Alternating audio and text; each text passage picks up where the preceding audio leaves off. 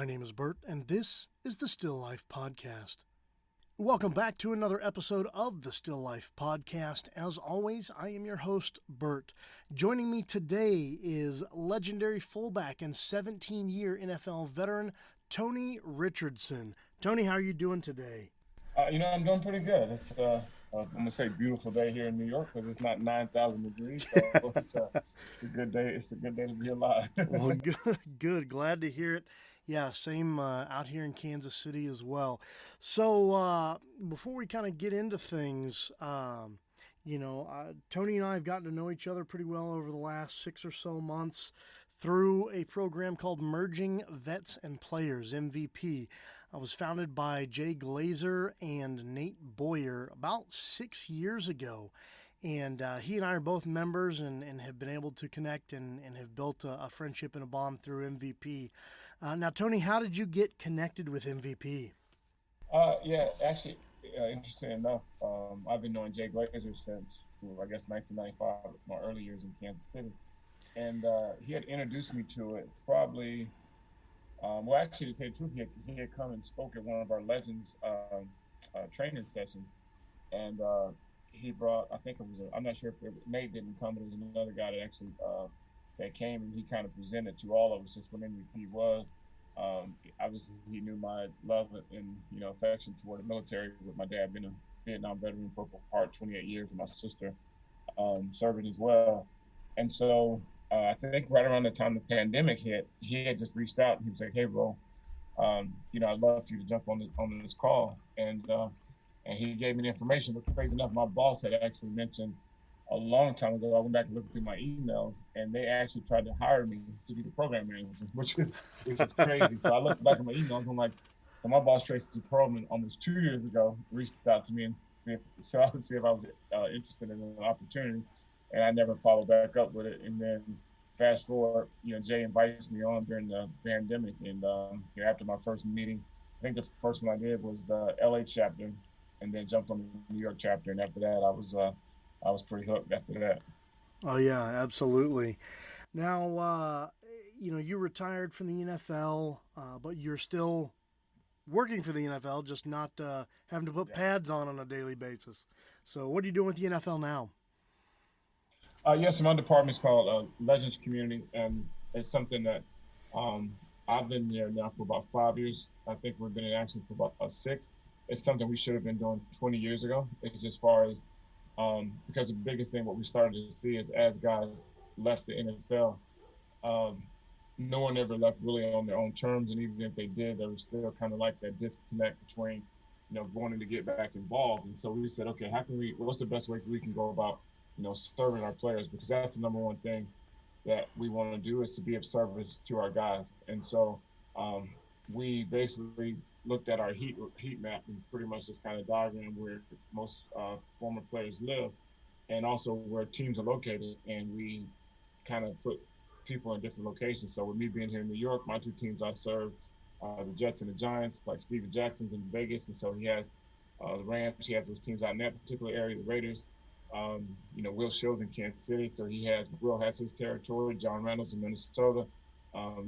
Donnie Edwards in California. So we strategically just want to kind of be the feet on the ground, and also love on our brothers as they leave the game, because as you know, regardless if you leave the military, if you leave professional sports, you've had that team, you've had that locker room feel, you've had that camaraderie, and for the most part, that's what guys tend to miss the most, is that camaraderie. A lot of guys, there's not too many guys that I find and say, "Hey man, you know what I missed the most is getting hit on Sundays." The biggest thing they say is like, I actually miss that locker room feel. I miss that brotherhood, that connectivity. Because once you get out, even if you go to work in corporate America, those type of bonds don't really exist. It's just a different type of feel. Right. And so when guys transition, we want to celebrate them as they leave the football field. We want to teach them about all their benefits. And number 3, just get them connected back with their former clubs and see how the NFL can support them in whatever they're doing in life now. Okay, yeah, that's and I can speak to that as well. Yeah, the camaraderie that you have, in the military or as a professional athlete. I mean, it's very unique to those fields. And I believe that, like law enforcement, first responders are the same way. But it's one of those things when you transition out of, the military or out of a professional sport, like you said, it's really hard to find that kind of camaraderie and that kind of connection in the corporate world. And I mean, I've been all over, worked in a lot of different, venues, and yeah, it was one thing I always struggled to find. And I think that's a reason why I struggled to be successful in a lot of ways. And I mean, I would imagine it would be the same for, a lot of athletes trying to find some sort of normalcy outside of the league.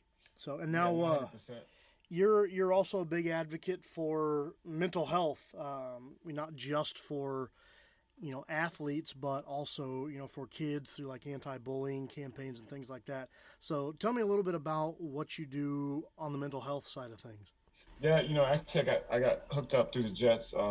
We we got hooked up with a program called Stomp Out Bullying, and this is something I've been involved in for probably the last 3 or 4 years. And it's funny because as you mentioned, it really segues into mental health. And so what we started to see is that numbers were increasingly were continuing to increase. It's the number of young people who experience some type of bullying in their lives and how it affects them to the point to where sometimes they don't want to go to school, they don't want to face the bully, and then ultimately, unfortunately, sometimes they end up making some tragic decisions and taking their life. And so that's one thing it's been very near and dear to my heart. And so as we started to dig deeper in the bullying space, then you kind of really understand like the mental health aspect of it. And that's the part that I'm really proud that I think our country as a whole and our sports world as a whole has really started to drop that stigma of, because even when I first came to the National Football League, if someone, wasn't right or whatever, they'd be like, oh yeah, he's kind of crazy, leave him alone. And we never talked about like, I think sports do a great job of building your muscles. You can gain weight, you can get faster, you can get stronger, whatever, but no one ever talks about the mental health aspect of, hey, you know what, if you're not feeling well, is there someone to talk to? If things just aren't going right in your life, like who do you talk to, who do you lean on?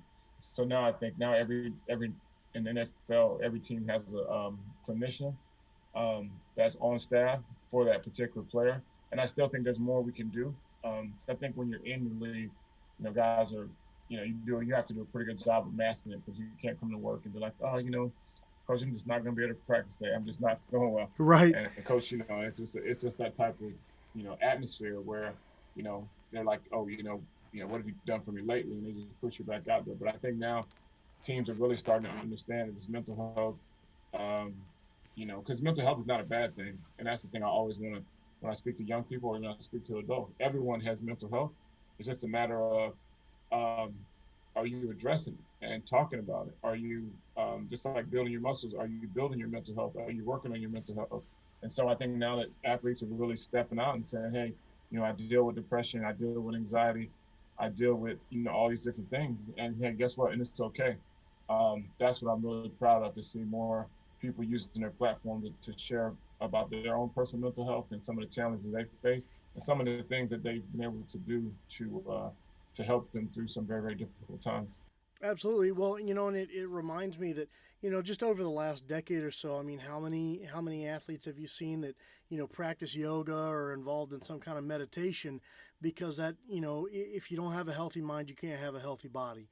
And, especially when you have to be at your peak week in and week out, and you're getting beat up week in and week out, if you don't have the whole package, it's hard to really perform at your peak.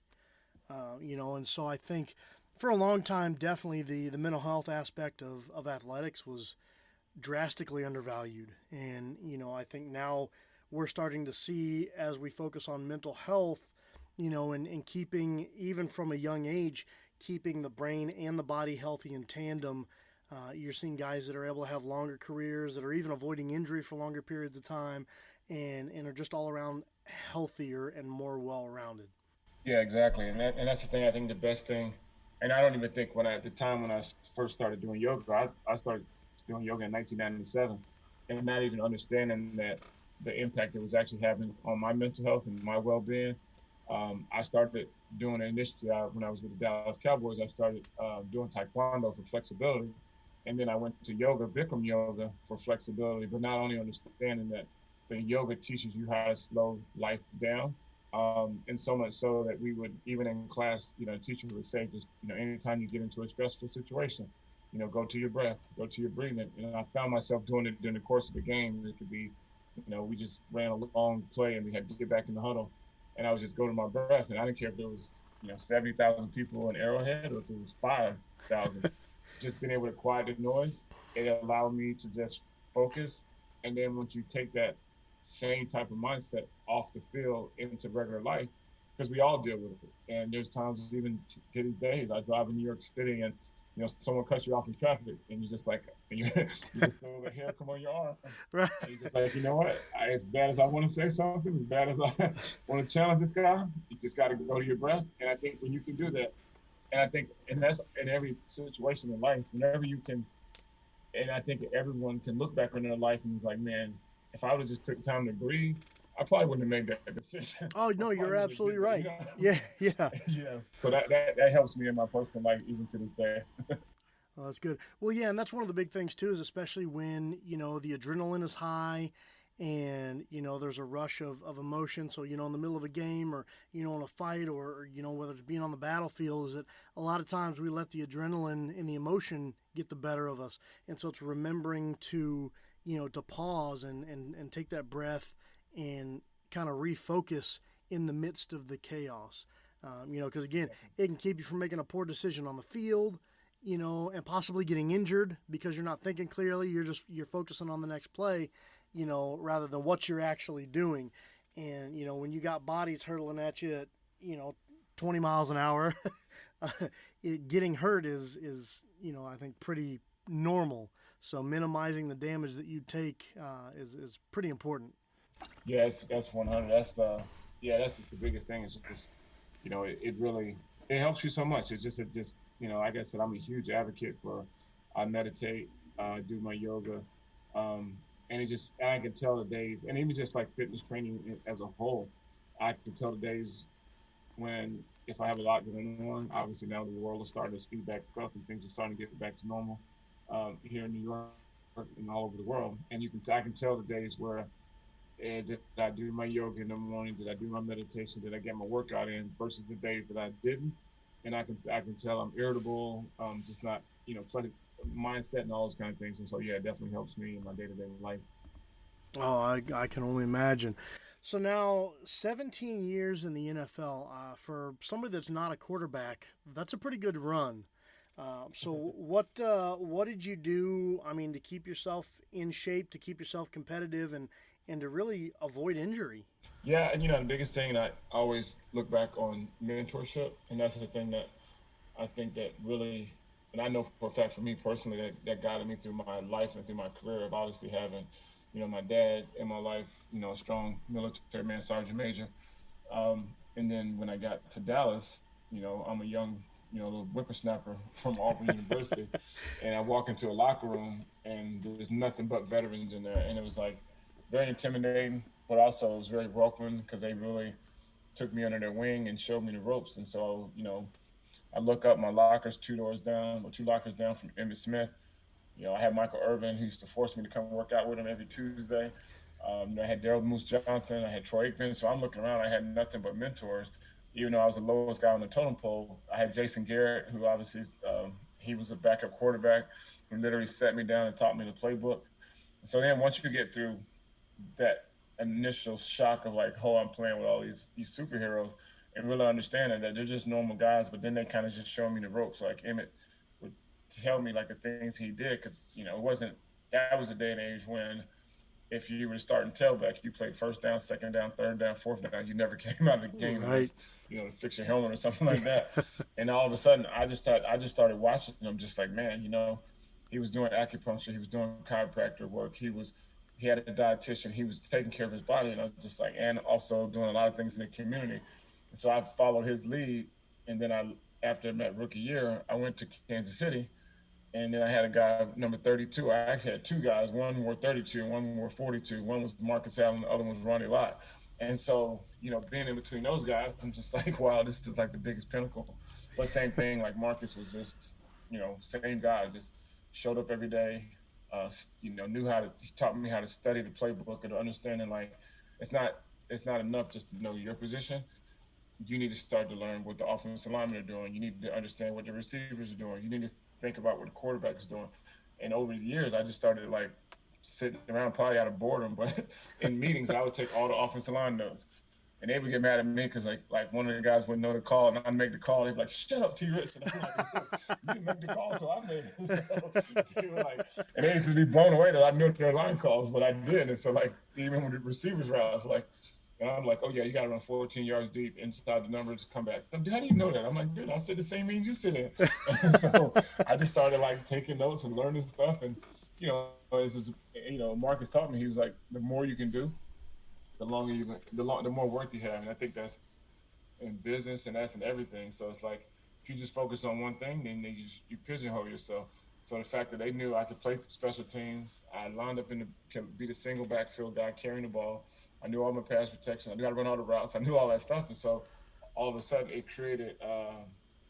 it created a niche for me because there was times where one of our backup tight ends got hurt, and on the next thing I know, I'm up on the line of scrimmage running crossing routes, even though I knew he wasn't gonna throw the ball to me, but I knew the route. So, it's just like that's the thing. So, obviously it takes a lot of, I guess luck per se, but also just like, I think when the opportunity and hard work meet, then that's how you kind of create your own luck. And so, good things happen, and through the yoga and just really busting my butt, and I always knew I wasn't gonna be the fastest, biggest, and strongest, but I knew I could probably outwork a lot of guys.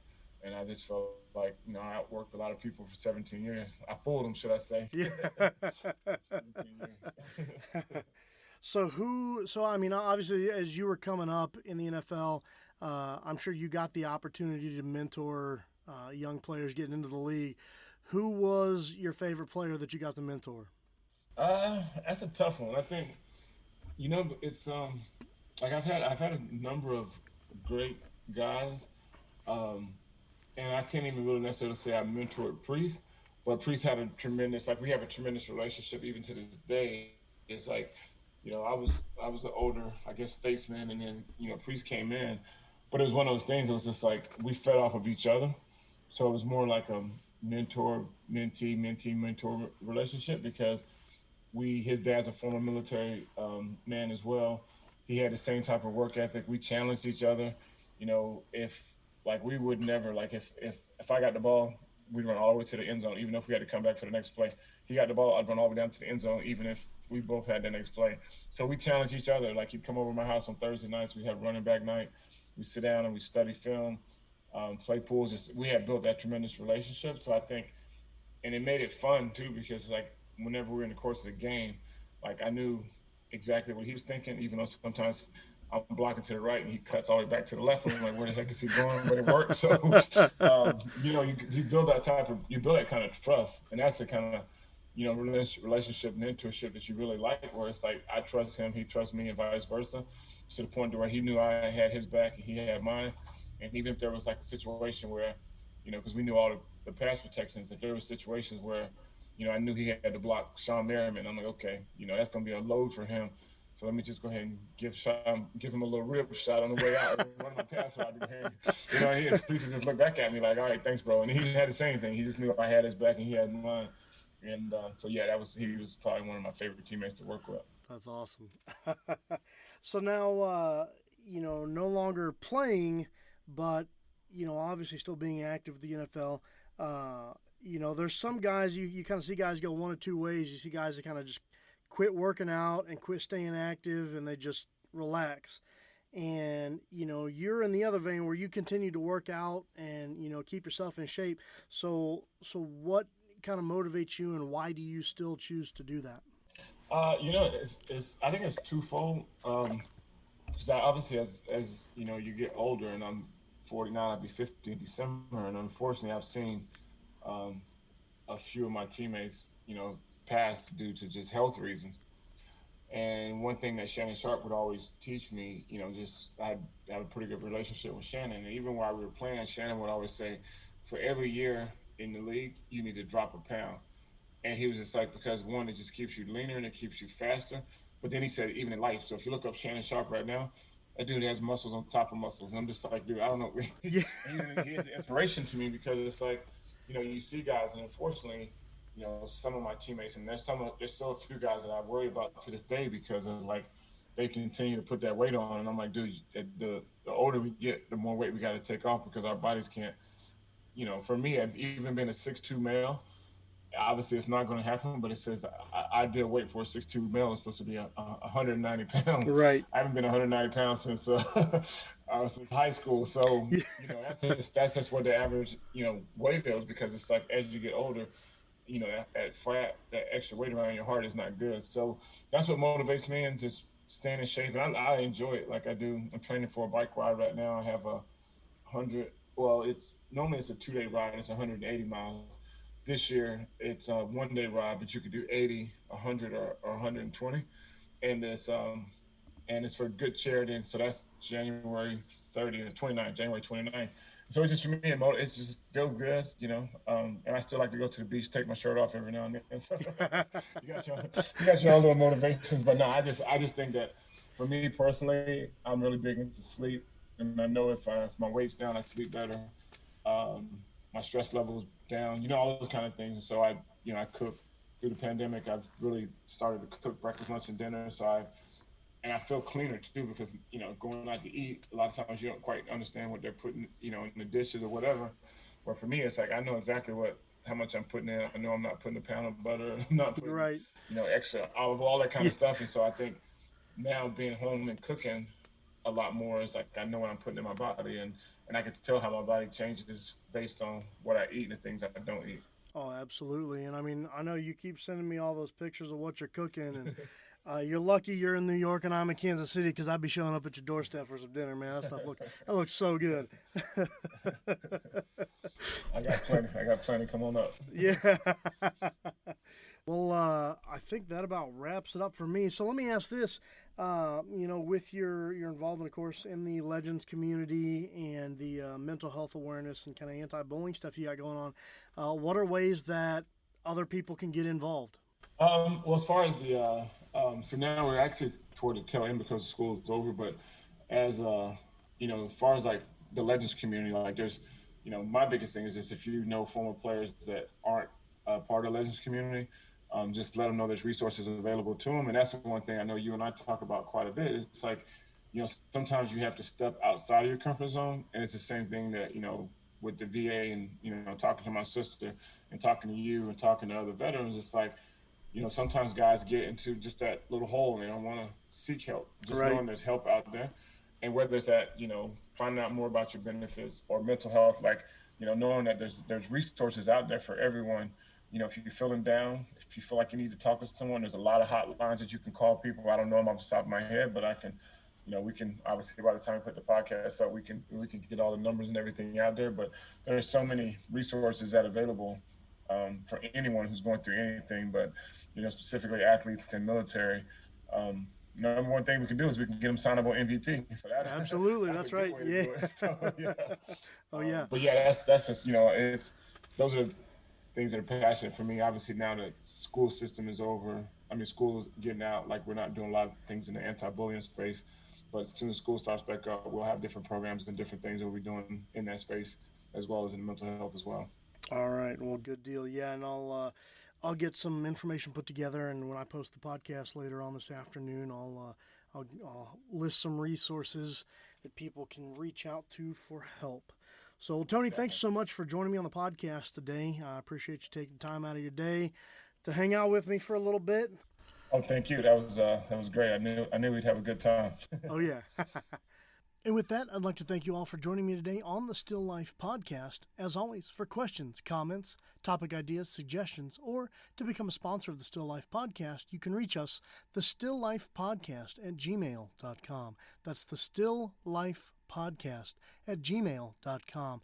Don't forget to give us a follow on social media at Facebook and Instagram at The Still Life Podcast, Twitter, The Still Life Pod, and of course on YouTube, The Still Life Podcast.